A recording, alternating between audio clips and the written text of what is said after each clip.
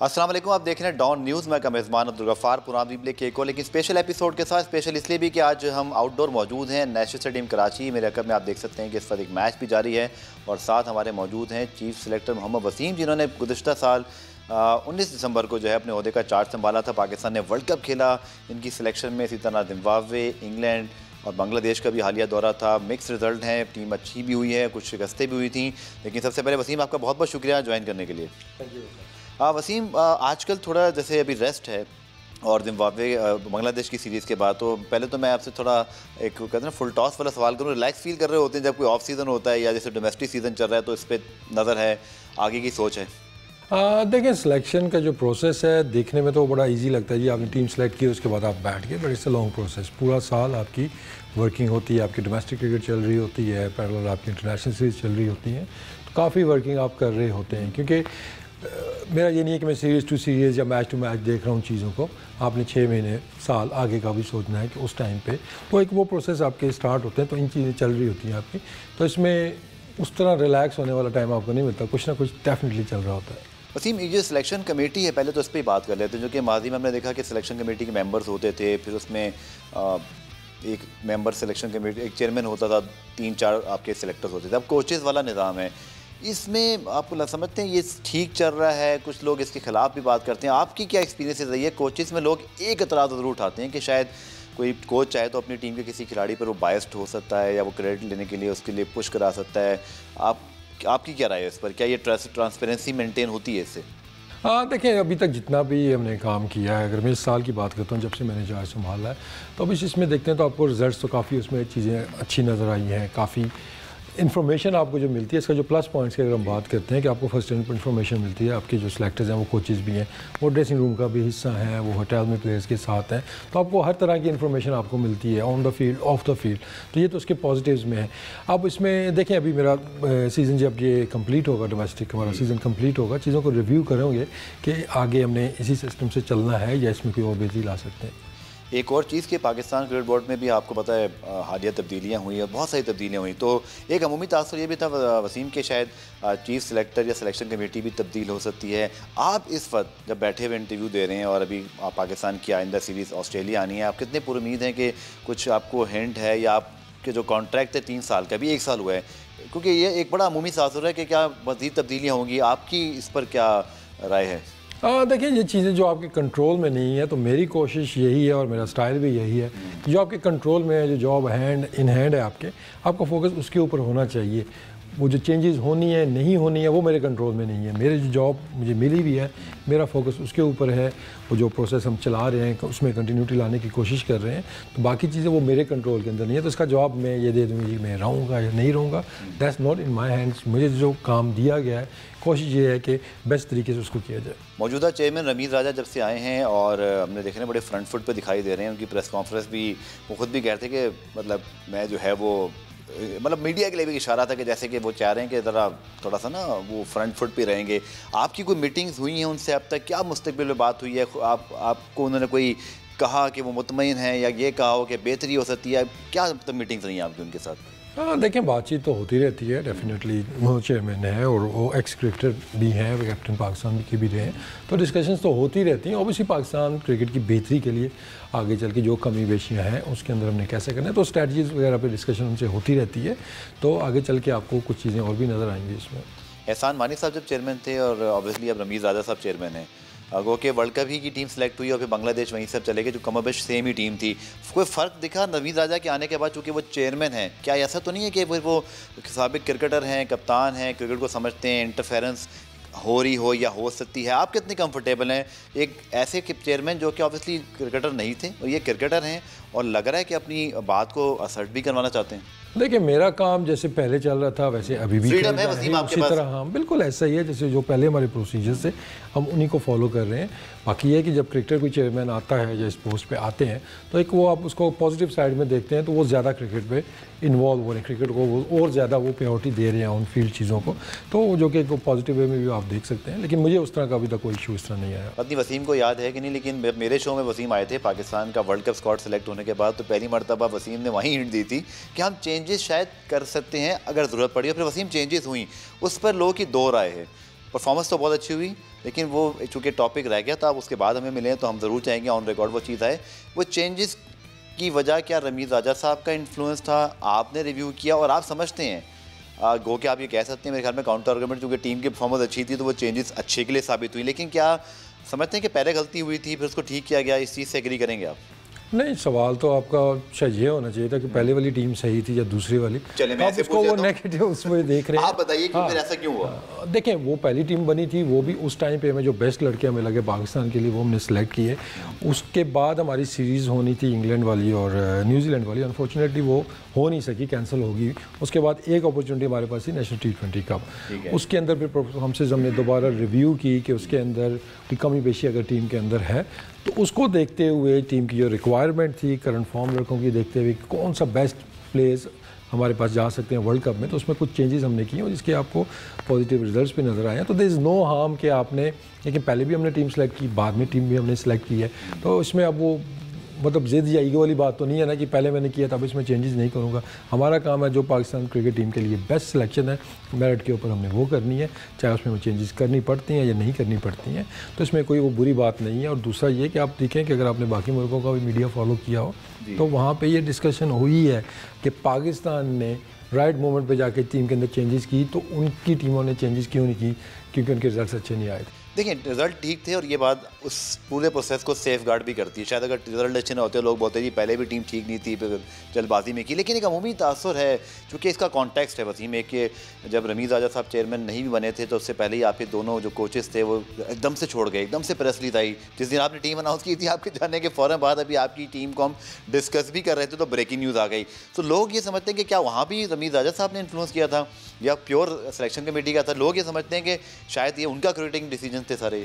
नहीं, जब देखिए पहले भी आपने ये सवाल किया है कि मैं जब आपको कह रहा हूँ कि इंडिपेंडेंट तरीके से मैं अपना काम कर रहा हूँ, हमारी सिलेक्शन कमेटी अपने तरीके से चल रही है, तो अगर आप बार बार यही पूछते रहेंगे इन्फ्लुएंस है या नहीं है तो जवाब तो आपको वही मिल रहा है कि हम जिस तरीके से पहले काम कर रहे थे हम अभी भी उन्हीं लाइन्स के ऊपर चल रहे हैं। चलिए बहुत सारे ऐसे सवालात हैं जो कुछ लोगों के ज़हनों में थे, मैंने भी उनसे पूछा। एक इसमें एक चीज़ है जो न्यूजीलैंड वाली इंग्लैंड वाली सीरीज़ हुई जहाँ पर आपको कुछ चेंजेस करने का मौका मिला था, गो के बांग्लादेश में भी हमने कुछ कर ली। वसीम उस सीरीज़ के ना होने का पाकिस्तान क्रिकेट को उस वक्त तो नुकसान एक वही था कि आपकी इंटरनेशनल क्रिकेट नहीं हुई, लेकिन बतौर चीफ सेलेक्टर जो आप बहुत सारे तजर्बात उस वक्त करना चाह रहे थे, कुछ आपने सोचा था, वो प्लान कितना डिस्टर्ब हुए और अब आगे चल के आपको लगता है कि उसका कहीं आप उसको दोबारा रिपीट करना चाहेंगे? देखिए T20 की जब बात करते हैं तो ऑब्वियसली वर्ल्ड कप की प्रिपरेशन का वो हिस्सा थे तो वो मिस आउट किया हमने, लेकिन जो ज़्यादा मेरे ख्याल में इंपॉर्टेंट था हमारे लिए वो वनडे सीरीज़ थी हमारी, क्योंकि वनडे मैचेस हम इतने ज़्यादा खेल नहीं रहे हैं, जिसकी वजह से हमारी अगर आप रैंकिंग बाकी चीज़ें देखते हैं तो रिफ्लेक्ट करती हैं कि वहाँ पर इंप्रूवमेंट की गुंजाइश मौजूद है। तो वो जो मैचेस थे वो इंपॉर्टेंट थे, लेकिन वो चीज़ हमारे कंट्रोल में नहीं थी। अगर हो जाते तो अच्छा हो जाता, लेकिन फिर मैं कहूँगा कि हमें आगे देखना चाहिए कि इसके बाद उस इंसिडेंट के बाद अब आगे चलेंगे तो आपको बहुत ज़्यादा क्रिकेट नज़र आएगी, होम क्रिकेट नज़र आएगी आपको। पाकिस्तान क्रिकेट टीम के चीफ सेलेक्टर मोहम्मद वसीम मौजूद हैं, उनसे हम सवालात कर रहे हैं। इसमें कोई शक नहीं है कि पाकिस्तान ने वर्ल्ड कप में बहुत अच्छी कारकर्दगी दिखाई, इसी वर्ल्ड कप में कारकर्दगी की वजह से एक अच्छा हमारा क्रिकेटिंग इमेज भी बहाल हुआ। इसी तरह आप देखेंगे इंटरनेशनल टीमों ने आने की बात की,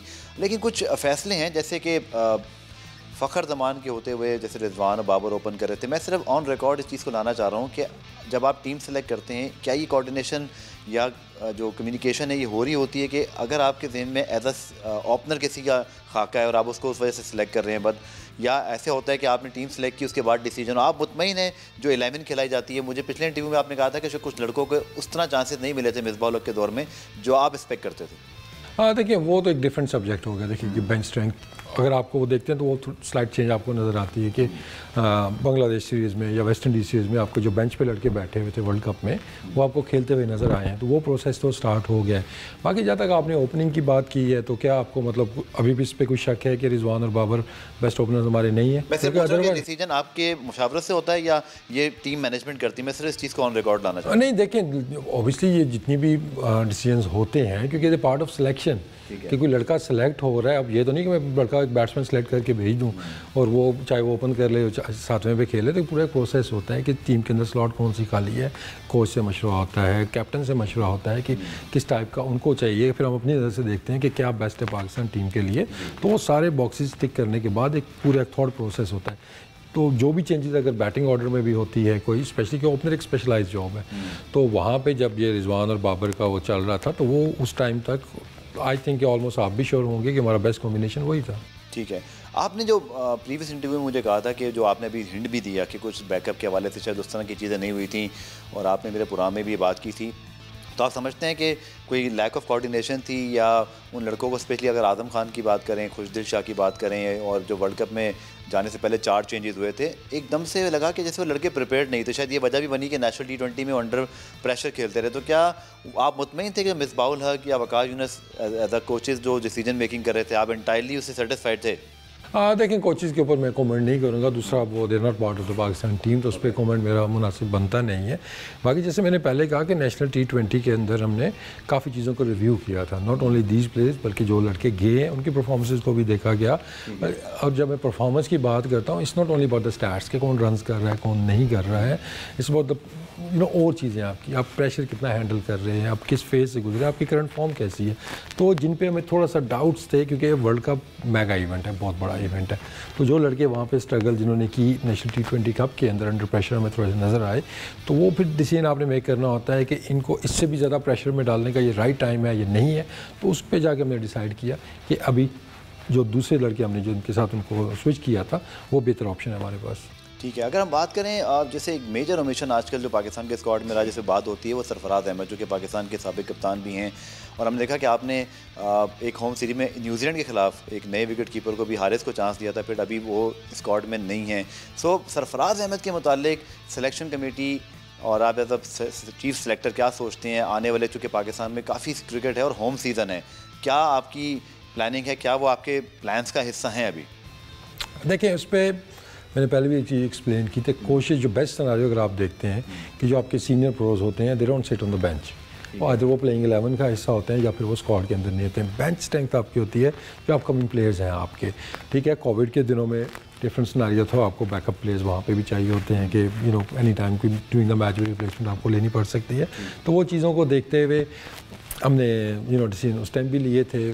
फिर हमने एक नए कीपर को भी हमने चांस दिया था, अनफॉर्चुनेटली वो सीरीज़ आगे गई नहीं थी, लेकिन अभी आने वाली आगे PSL आ रही है, पाकिस्तान कप हमारा आ रहा है, तो वाइट बॉल की काफ़ी क्रिकेट डोमेस्टिक की हमारी मौजूद है। उसके बाद हम डिटरमिन करेंगे कि who is the best second wicket keeper. Australia के खिलाफ होम सीरीज़ जिसका लोग बड़े बेताबी से इंतजार कर रहे हैं, आफ्टर 25 ईयर आई गेस वो लोग आ रहे हैं, और जिस तरह के एशेज़ में उन्होंने परफॉर्मेंस दी है, अगर वो फुल स्ट्रेंथ पे आते हैं, वसीम आपको लगता है कि हम एक अच्छे फ्रेम ऑफ माइंड में हैं, हमारी टीम या कॉम्बिनेशन है, आप इस सीरीज़ के हवाले से क्या सोचें? और एक सवाल भी मेरे पास एक ट्विटर से आया कि वो क्या इसमें टाइम है, भी वो मार्च में आएंगे, लेकिन हम कब तक इसकी अनाउंसमेंट कर सकते हैं, और आप क्या सोच रहे हैं, और इस डोमेस्टिक सीजन से क्या आपको हेल्प मिली उससे, उसकी टीम की तश्कील के लिए? देखें, होम कंडीशन का डेफिनेटली एडवांटेज पास में भी होता रहा है, अब भी होगा। रिसेंट पास में साउथ अफ्रीका आई थी, आपने देखा, तो वो एडवांटेज तो हमें होगा। तो वो जो चीज़ें आपको वहाँ पे नज़र आती हैं, जो बॉलर्स आपको साउथ अफ्रीका में नज़र आते थे कि वो बिल्कुल एक डिफरेंट क्लास नज़र आती थी, हमारी कंडीशंस में आते हैं तो वो आपको डिफरेंट चीज़ें नज़र आती हैं।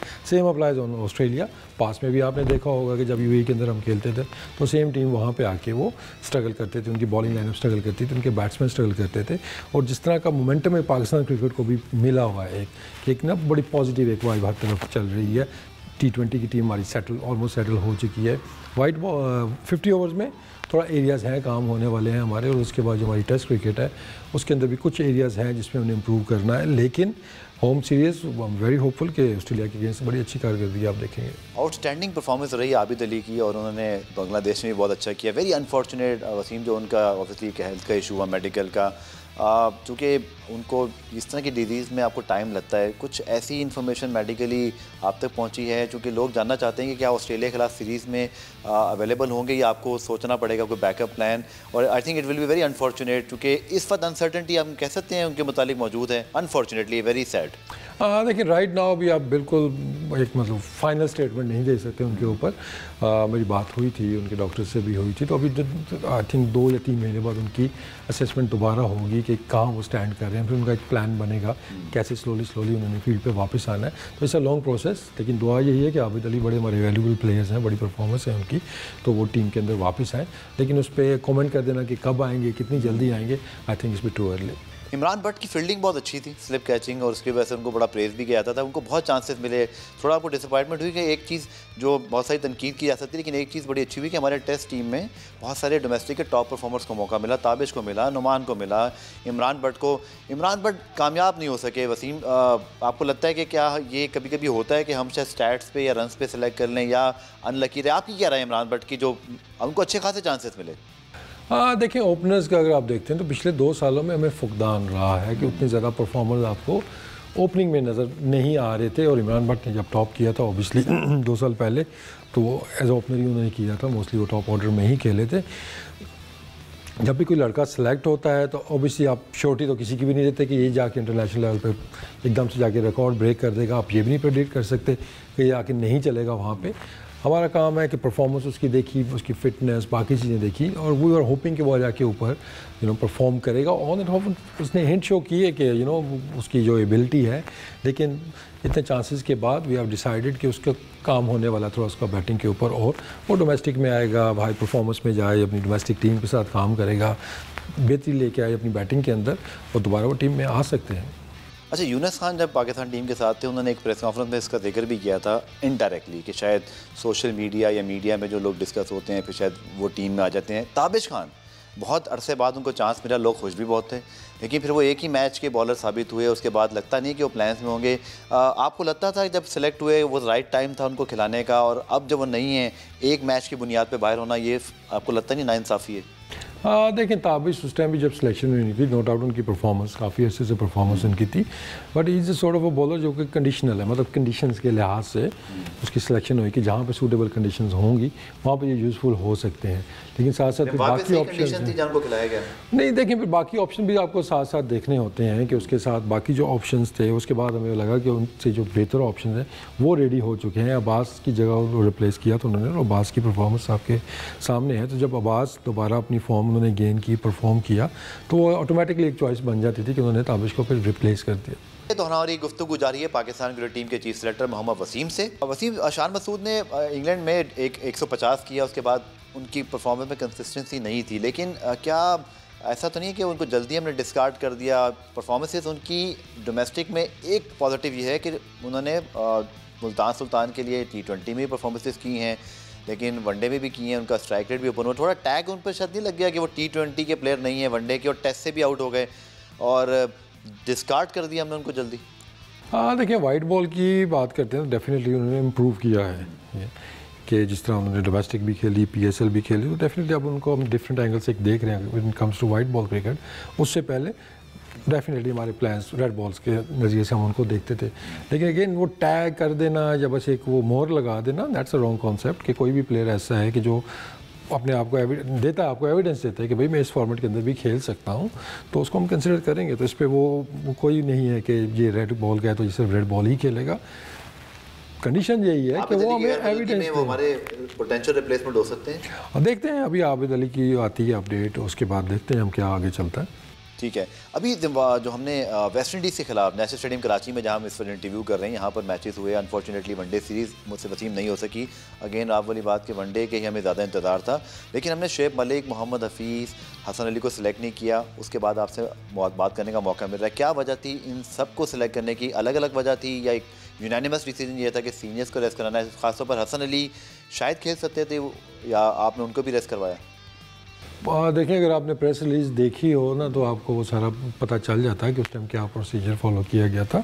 तो हसन अली को रेस्ट की ज़रूरत थी, तो वो म्यूचुअल अंडरस्टैंडिंग से, क्योंकि उस टाइम उसको वर्कलोड भी उसका हमने देखना था, तो वो चीज़ें देखते हुए हमने उसको रेस्ट करवाया था। बाकी जहाँ प्लेयर्स हैं, सीनियर प्लेयर्स का था कि वो दोनों वर्ल्ड कप का स्क्वाड का हिस्सा थे, लेकिन उसके बाद जो सीरीज़ थी उसमें आपको क्लियर वो नज़र आई ये चीज़ कि हमने जो हमारी बेंच स्ट्रेंथ थी उसको ट्राई आउट करना है, तो वो हमने वेस्ट इंडीज़ और बांग्लादेश के अगेंस्ट की। फिर तो अब लोग ये पूछ रहे हैं, और मेरे ज़हन भी सवाल है कि मोहम्मद हफीज़, शुएब मलिक T20 के अंदर आप 2021 में जो वर्ल्ड कप होना है, क्या ये प्लान्स में है? चूँकि अगर उनको ड्रेस करा दिया गया, या ये डिपेंड करता है कि रिजल्ट क्या आएंगे? आपका इस वक्त माइंड क्या है, और क्या बोर्ड की कोई पॉलिसी है, ये सारा आपके जहन में कोई चीज़ है कि हमने कुछ नए ऑप्शन ट्राई आउट करने, ये दोनों स्टैंड करते हैं आपके? देखिए ये प्रोसेस अभी जारी है। अभी बांग्लादेश के अगेंस्ट और वेस्ट इंडीज़ के अगेंस्ट आपको नज़र आया कि जो लड़के पहले नहीं खेले थे, बेंच पे बैठे हुए थे, वो खेल रहे हैं। तो ऑब्वियसली उनकी परफॉर्मेंसेज को असेस किया जाएगा। आगे PSL आ रही है, उसके बाद होम सीरीज़ काफ़ी है हमारे, तो उसमें परफॉर्मेंस देखी जाएगी और सबसे बढ़ के ऑस्ट्रेलिया की जो कंडीशंस है उसको देखा जाएगा और उसके बाद जो बेस्ट लॉट अवेलेबल होगी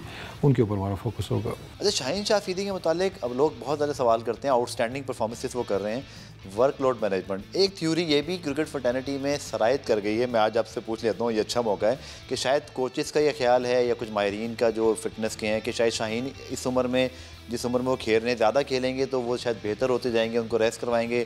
क्या ये थ्योरी ठीक है या उनकी कंसिस्टेंसी की वजह से हमारी ज़रूरत बन गई है हम, कहीं उनको ऐसा तो नहीं कि उनकी वर्कलोड मैनेजमेंट को नज़रअंदाज कर रहे हैं? देखिए एक तो वो मतलब पब्लिक में ना वो चीज़ बन जाती है या मीडिया में बन जाती है, इसको रेस्ट करवा दे, उसको रेस्ट करवा दे। जो बंदे पाकिस्तान टीम के साथ काम कर रहे हैं, टीम मैनेजमेंट है, वो बड़ी एक्सपीरियंस है, बड़े मंजे हुए लोग हैं। तो आपका ख्याल है कि वो इन चीज़ों को नहीं देख रहे होंगे? डेफिनेटली वो देख रहे हैं इन चीज़ों को, और जहाँ पे ज़रूरत है वो ऐसे एकदम किए भी जा रहे हैं। और अभी आपने देखा भी होगा कि रोटेशन आपको नज़र आई है। यस, वैल्यूबल प्लेयर्स हैं हमारे, लेकिन ऑब्वियसली हमने उनका वर्कलोड भी देखना है क्योंकि लंबी क्रिकेट हमने खिलानी है। तो ये चीज़ें आपको आहिस्ता आहिस्ता वो नज़र आ रही हैं। लेकिन एक वो जो पब्लिकली एक वो बन जाता है ना जी, इसके इतने मैचेस हो गए हैं, नहीं, उसको वो डिफरेंट एंगल से हमारे कोचेस और हमारे जो डॉक्टर्स हैं, फिजियोज़ हैं, उसको डिफरेंटली देख रहे होते हैं। उसकी कैलकुलेशंस डिफरेंट होती है, वो मैच नहीं देखते हैं, वो बहुत सी और चीज़ें उसमें देख रहे होते हैं जो कि आम लोगों को शायद समझ भी नहीं आएंगे। अच्छा, कुछ प्लेयर ऐसे हैं वसीम जो आपने सेलेक्ट किए, जैसे कि अरशद इकबाल का डेब्यू भी हुआ, फिर हमने देखा कि वो अभी आपके T20 के स्क्वाड्स में नहीं थे और उनकी जगह मोहम्मद वसीम जूनियर आ गए, शाहनवाज धानी को भी मौका मिल गया। अरशद इकबाल एक मैच अगेन वो भी खेले और बाहर हैं, आपको क्या लगता है, क्या उनसे बेहतर ऑप्शन नज़र आ गए? आपकी क्या राय है? ना देखिए, एक तो गफ़ार आपके जितने भी सवाल हैं ना, अभी आप कह रहे हैं जी इसमें कोई शक नहीं कि पाकिस्तान टीम की परफॉर्मेंस अच्छी रही है, लेकिन आपके जितने भी सवाल आ रहे हैं ना, वो शकूक और शबात वाले आ रहे हैं। एक मैच और अरशद इकबाल का एक मैच अनफेयर नहीं है वसीम, आप खुद भी क्रिकेटर रहे हैं, उनको दूसरा मौका नहीं मिला, ताबिश को नहीं मिला। देखें, अगर कोई प्लेयर कोई अनफिट हो के किसी की जगह कोई खेलता है या तो वो तो फिर अब एक प्लेयर जो आया है नया खेल रहा है और किसी सीनियर प्लेयर की जगह है जो कि परफॉर्मर भी है आपका, तो ये तो नहीं ना आप उसको डिस्कार्ड कर देंगे। वी आर लकी कि हमारे पास पूल ऑफ प्लेयर्स बड़ा है, फास्ट बॉलर्स हमारे पास अच्छे मौजूद हैं। Arshad Iqbal still very young, खेले, वो इम्प्रेसिव भी थे, लेकिन उस टाइम पे we were trying out things कि हमारा बेस्ट कॉम्बिनेशन क्या बन सकता है। और उसके बाद हमने असेस किया जब वर्ल्ड कप आया कि हमारे बेस्ट फास्ट बॉलर्स कौन से हैं, हमारे बेस्ट स्पिनर्स कौन से हैं, बेस्ट बैट्समैन कौन से हैं। तो इस तरीके से हमने वो सिलेक्ट की है, क्योंकि जिस नज़रिए से आप सवाल कर रहे हैं ना, तो हमारा वर्ल्ड कप का स्क्वाड कोई बनना था, कोई 62-63 प्लेयर्स का बन जाना था। साजिद ने बड़ी अच्छी परफॉर्मेंस दी, यासिर का इंजरी का प्रॉब्लम भी रहा, फिर थोड़ी सी परफॉर्मेंस में आई थिंक अभी एग्री करेंगे शायद उस लेवल की नहीं थी जो उन्होंने खुद अपना स्टैंडर्ड एक सेट किया हुआ था। ऑस्ट्रेलिया के खिलाफ सीरीज़ आ रही है और ऑब्वियसली हमने देखा कि इंडिया ने जब भी ऑस्ट्रेलिया या बड़ी टीमों को विजिट किया तो स्पिनर से उन्होंने वसीम बुरी तरह उनको घेरा और हराया। हमारा भी ये प्लान होगा, आप समझते हैं कि यासिर साजिद के होते हुए we are have a quality pace spin attack. Australia को आप वैसे रेट भी कहाँ करेंगे वसीम, ये भी बड़ा ज़रूरी है क्योंकि परफॉर्मेंसेज उनकी आउटस्टैंडिंग है एशेज़ के अंदर, India playing their best cricket right now. देखिए, स्पिन बॉलिंग में शायद आप नुमान का नाम बोल रहे हैं कि मेन हमारे बॉलर वो रहे हैं, Yasir hasn't been part of the team, वो इंजरीज का भी शिकार रहे हैं। थोड़ी सी उम्मीद है कि यासिर शाह भी फिट हो जाए, वो भी हमारे प्लान्स के अंदर हैं। लेकिन साजिद की, नुमान की बात करते हैं तो उन्होंने मैचेस जिताए हैं हमें। नुमान ने साउथ अफ्रीका सीरीज़ में आपको याद होगा टेस्ट मैचेस जिताए, वेस्ट इंडीज़ जाके मैचेस जिताए हैं, साजिद के भी बांग्लादेश में जाके मैचेस जिताए हैं। लेकिन हम सिर्फ अगर ये कह दें कि हम स्पिन बॉलिंग पे निसार करके हम टेस्ट मैच पाकिस्तान में जीते हैं तो ये भी एक कॉन्सेप्ट शायद आपको गलत लगेगा, क्योंकि साउथ अफ्रीका की सीरीज़ भी हमने जीती, उसमें हसन अली की परफॉर्मेंस आपके सामने थी, इवन शाहीन ने की विकेट्स हमें लेके दी हैं। तो हमारी बॉलिंग जो लाइनअप है इन कंडीशंस पे, नॉट ओनली द स्पिनर्स, हमारे फास्ट बॉलर्स पे भी एक जिम्मेदारी होगी और वो ऑस्ट्रेलिया के गेम में मैचेस जिता सकते हैं। वसीम को शिकवा है ना कि हम सिर्फ उन प्लेयर्स की बात करें जो सिलेक्ट नहीं होते, तो जो सिलेक्ट हुए उन पर बात भी कर लेते हैं।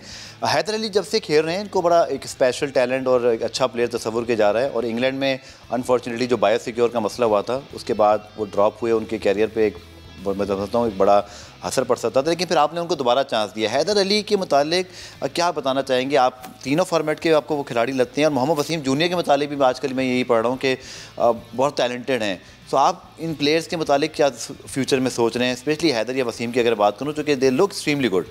देखिए हैदर और वसीम अभी हमारे वनडे और आपको T20 के अंदर वो नज़र आ रहे हैं, तो अभी रेड बॉल में मतलब कमेंट नहीं करूंगा अभी कि ये प्रोसेस एक जारी है, हमारी नज़र इनके ऊपर है, इनकी परफॉर्मेंस भी हम देख रहे हैं।